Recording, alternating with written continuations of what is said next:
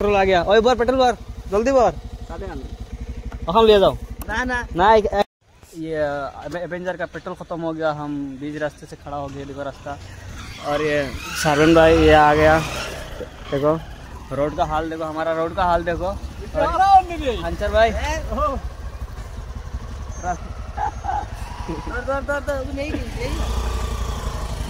Petrol आ गया। ओए बार petrol बार जल्दी बार ये एवेंजर की चाबी है। हम ले जाओ ना हम राइट वाला को बाटा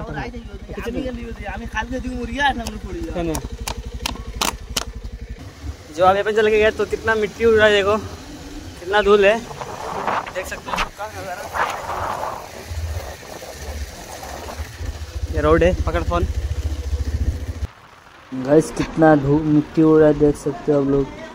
और ऐसा रोड पे धीरे धीरे जाना चाहिए आदमी लोगों को, इसलिए ये वीडियो बना के दे रहा हूँ गाइस। धीरे धीरे ऐसे रास्ते पे चलो।